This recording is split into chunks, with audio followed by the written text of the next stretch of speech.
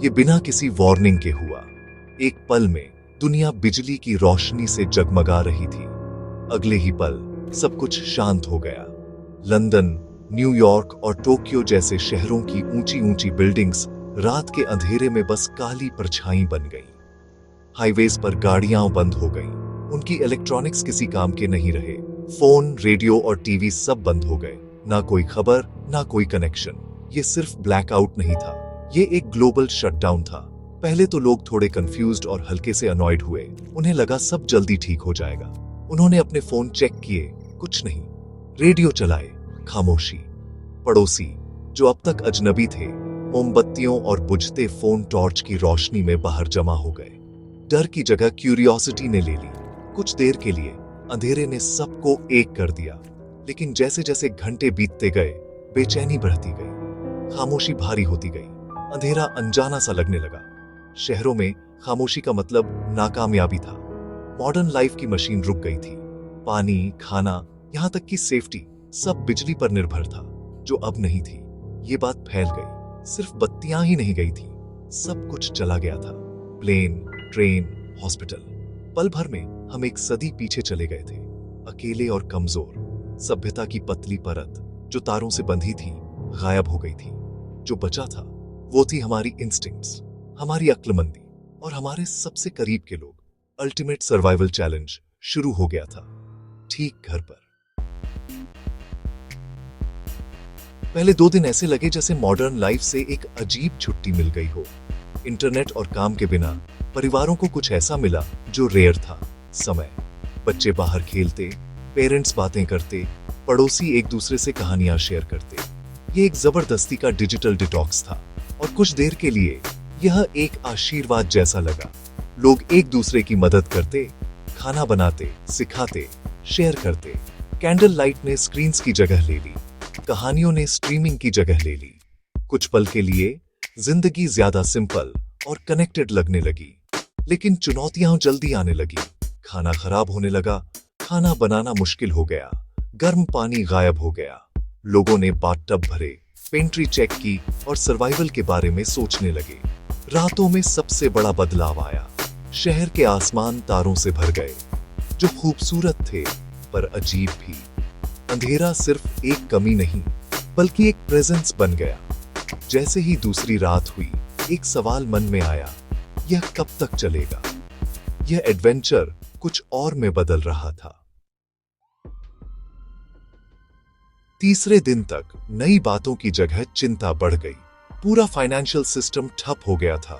ATM, credit card, online banking सब बेकार। सिर्फ कैश काम आ रहा था, और वो भी बहुत कम लोगों के पास था। सुपरमार्केट्स में अफरा तफरी मच गई, शेल्फ्स खाली हो गईं, और कोई नई डिलीवरी नहीं आ रही थी। लोग पैनिक बाइंग करने लगे। सबके चेहरों पर चिंता साफ दिख रही थी। इमरजेंसी सर्विसेज भी रुक गए थे, हॉस्पिटल भी कम होते, जनरेटर्स के सहारे चल रहे थे। डॉक्टर्स को मुश्किल फैसले लेने पड़ रहे थे, वो अंधेरे में काम कर रहे थे। दुनिया मोहल्लों तक सिमट गई थी। खबरों की जगह अफवाहें फैलने लगी। क्या ये कोई सोलर फ्लेयर था या कोई हमला? किसी को कुछ नहीं पता था। जानकारी की कमी को डर ने भर दिया था। पड़ोसी एक दूसरे के लिए राइवल बन गए थे। ट्रस्ट कम होता जा रहा था, शक बढ़ता जा रहा था। सिविलाइजेशन की कमियां हर घंटे बढ़ती जा रही थी। सुरक्षा का एहसास खत्म हो गया था। हफ्ते के आखिर तक शहर की जिंदगी बस सर्वाइवल बन गई थी। पानी की किल्लत सबसे पहले हुई। इलेक्ट्रिक पंप्स खराब हो गए, नल सूख गए। लोग नदियों और फाउंटेन्स पर लाइन लगाने लगे। एक घूंट पानी के लिए बीमारी का खतरा मोल ले रहे थे। खाना खत्म हो गया। पैंट्रीज और बगीचे ऐसे खजाने बन गए जिनकी रखवाली करनी पड़ती थी। सड़ा हुआ कूड़ा जमा हो गया। सड़कें छोड़ी हुई गाड़ियों से भर गईं। शहर बिखर गए। कंक्रीट के जंगल बन गए जहां सिर्फ चालाक लोग ही जिंदा बच पाए। माहौल खराब हो गया। गंदगी, कीड़े, अफरा तफरी। जल्दी ठीक होने की उम्मीद खत्म हो गई। यह अब नया नॉर्मल था। जिंदा रहने का मतलब था आज पर ध्यान देना। पानी, खाना, सुरक्षा। मॉडर्न बातें, करियर्स, पॉलिटिक्स बेमानी हो गई। जिंदगी अपने असली रूप में आ गई थी। जियो या मरो। जिस दुनिया को हम जानते थे वह खत्म हो चुकी थी। दूसरे हफ्ते में सोशल ऑर्डर पूरी तरह से खत्म हो गया। पुलिस गायब हो गई। चोरी चकारी से लेकर हिंसा वाली लूटपाट तक बढ़ गई। गैंग कमजोर लोगों पर हमला करने लगे। विश्वास खत्म हो गया। घर किले बन गए, पड़ोसी अजनबी बन गए। पैसे की जगह लेन देन ने ले ली। पर यह बहुत क्रूर और असमान था। प्रैक्टिकल स्किल्स जैसे दवाई, मैकेनिक्स, खेती अब जीने के लिए जरूरी बन गई। शहर एक शिकारगाह बन गया था। बचने के लिए चौकन्ना और ताकतवर होना जरूरी था। डिजिटल युग की हायरार्की खत्म हो गई। अब किसी की कीमत उसके काम से आंकी जाती थी। जंगल का कानून वापस आ गया था। तैयार रहो, नहीं तो शिकार बन जाओगे। हर दिन एक और रात गुजारने की जंग थी। इंसानियत का असली, लचीला और कभी-कभी डरावना रूप सामने आया। तीसरे हफ्ते तक मेंटल लड़ाई फिजिकल लड़ाई जितनी ही जबरदस्त हो गई थी। थकान और होपलेसनेस हावी हो गए। साइलेंस दम घोंट रही थी। बिना किसी डिस्ट्रैक्शन के लोग अपने सबसे डार्क थॉट्स का सामना कर रहे थे। आइसोलेशन क्रशिंग थी। क्राउडेड घरों में भी कोई न्यूज नहीं, कोई कनेक्शन नहीं, बस एंजाइटी और अनसर्टेनिटी। लोनलीनेस एपिडेमिक बन गई थी। डिजिटल कनेक्शंस को बहुत मिस किया जा रहा था। आर्ट और एंटरटेनमेंट के चले जाने से एक खालीपन आ गया था। लाइफ ग्रिम टास्क्स का एक साइकिल बन गई थी। डिप्रेशन फैल रहा था। मोटिवेशन कम हो गई। लोग साइलेंस में बैठे थे। ब्लीकनेस ने उन्हें खोखला कर दिया था।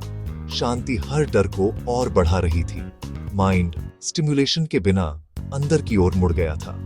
सर्वाइवल का मतलब अब फूड या वाटर जितना ही सैनिटी को बनाए रखना था। आखिरी हफ्ते में इंसानियत के दो रूप सामने आए।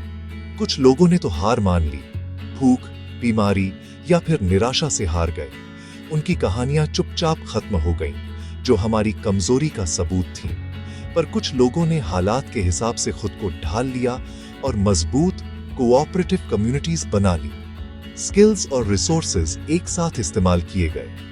इंजीनियर्स ने वाटर फिल्टर्स बनाए, टीचर्स ने पढ़ाया, शेफ्स ने सबके लिए खाना बनाया। ये ग्रुप्स उम्मीद के आइलैंड बन गए।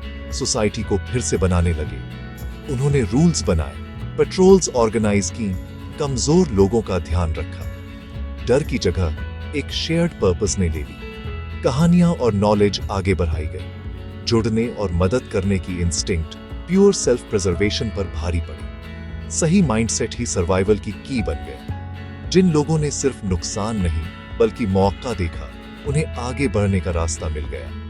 सिविलाइजेशन आखिर में एक चॉइस थी, एक ऐसी चॉइस जिसे कुछ लोग फिर से चुन रहे थे। इंसान का जज्बा ही सबसे मजबूत पावर सोर्स साबित हुआ। और फिर जितनी अचानक वो गई थी, उतनी ही अचानक बिजली वापस आ गई। लाइट्स जल उठी, फ्रिज से आवाज आने लगी। दुनिया फिर से गुलजार हो गई। पहली प्रतिक्रिया सन्नाटा थी, जश्न नहीं। क्या अब हम बिजली को अलग तरह से देखेंगे? क्या हमें वो सबक याद रहेगा? बिजली सभ्यता की जान है, कोई मामूली चीज नहीं। क्या हम एक मजबूत दुनिया बनाएंगे या पुरानी आदतों पर लौट जाएंगे? अंधेरे की याद मिट जाएगी, लेकिन उसका सबक बाकी रहेगा। असली सवाल, आप कैसे रहते जब दुनिया में अंधेरा छा जाता? क्या आप बच पाते, मदद करते या खो जाते? अगर यह कल होता, तो क्या आप तैयार हैं?